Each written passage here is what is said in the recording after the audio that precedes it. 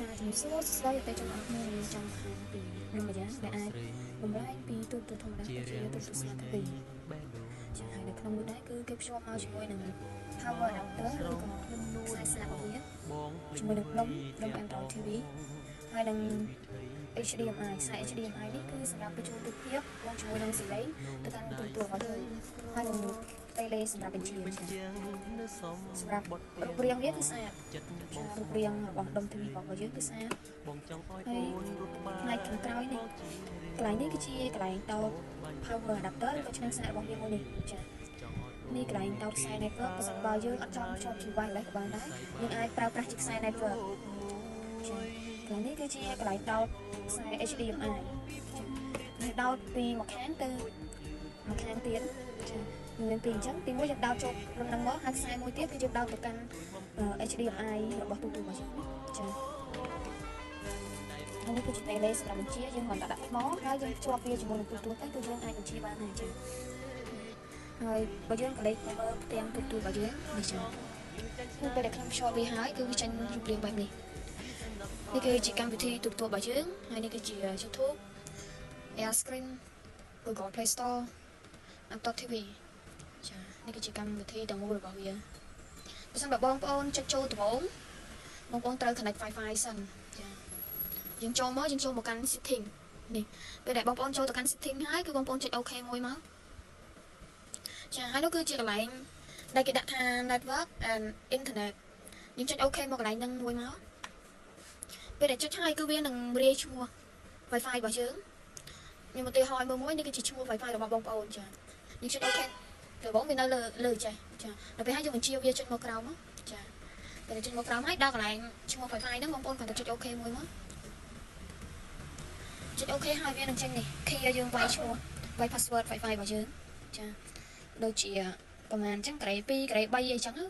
ពេលដែលបងប្អូនចុចហើយគឺបងប្អូននេះមករកកន្លែង tick នេះរកកន្លែង tick ចឹងណាហើយបងប្អូនចុច OK មួយទៀតមកគឺវានឹងជាប់ហើយអានេះវាគ្រាន់តែជាឧទាហរណ៍របស់ខ្ញុំទេសម្រាប់ដុំទូរទស្សន៍នេះគឺខ្ញុំបានភ្ជាប់រួចហើយចា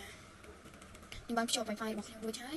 ហើយឥឡូវយើងចូលមកកាន់ទូរទស្សន៍របស់យើងវិញចាតើវាមានប្រមាណប៉ុសចាសម្រាប់ទូរទស្សន៍របស់យើងមានជាង 2000 ប៉ុសឯណោះមានប៉ុសចិនមានប៉ុសសម្រាប់កុមារប៉ុសឌីប៉ុសបដាអន្តរជាតិមានច្រើនប៉ុសចាហើយនេះគឺជាប៉ុសខ្មែរបងប្អូនចង់មើលប៉ុសខ្មែរបងប្អូនចុចទៅរកកន្លែងហ្នឹងទៅឬក៏មិនបាច់ទៅរកកន្លែងហ្នឹងក៏បានដែរបងប្អូនចុចកន្លែង all channel នេះចាគឺវានឹងចេញឲ្យប៉ុសខ្មែរយើងនេះ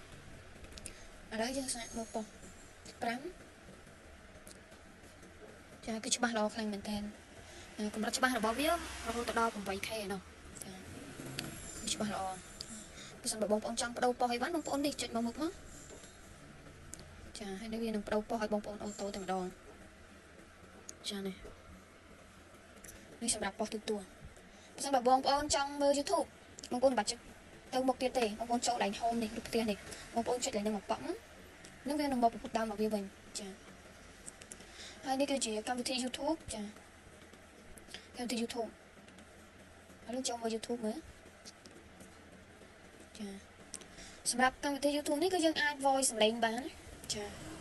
យើង voice សំឡេងជាភាសាខ្មែរបានហើយបទចម្រៀងក៏បានដែរបើមិនបើបងប្អូនចង់ voice សំឡេងបងប្អូនពីដំបូងវានៅកន្លែងនេះបងប្អូនចុចមកលើមួយមកនេះចុចឲ្យមកចំកន្លែងរូប microphone នេះបងប្អូនចុចកន្លែងនេះចូលមកកន្លែងហ្នឹងមកចាពេលដែលចុចកន្លែងហ្នឹងហើយបងប្អូនចាប់ផ្ដើមចុច OK នេះ OK បងប្អូនចុច OK ហើយបងប្អូនចូលកន្លែងរូប microphone នេះហើយបងប្អូន voice សំឡេងបានសួស្ដីចាគឺចាញ់នេះចានេះ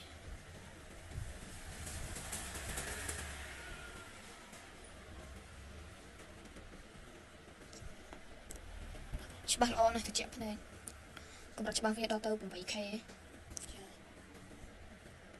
ហើយបើយើងចង់ត្រឡប់ទៅដើមវិញកម្មវិធីដើមរបស់វាវិញយើងចុចកន្លែង home នឹងមួយទៀតមកចានេះគឺកម្មវិធីដើមរបស់វាកន្លែងនេះ Airscreen បងប្អូនចង់ share ពីទូរស័ព្ទទៅកាន់ទូរទស្សន៍ក៏បានក៏មកទៅបងប្អូនក៏បានដែរចាអត់មានអីទេគឺនេះគឺជាកម្មវិធីទាំងមូលរបស់ដុំ Android TV របស់យើងដុំ TV box ចាសម្រាប់តម្លៃគឺធូរថ្លៃបងប្អូនអាចជាវយកទៅប្រើប្រាស់បានបើសិនបើបងប្អូនមានតម្រូវការបងប្អូនអាចតាក់ទងមកកាន់លេខ Telegram របស់ខាងយើងខ្ញុំបានចាសូមអរគុណនិងសូមជម្រាបលា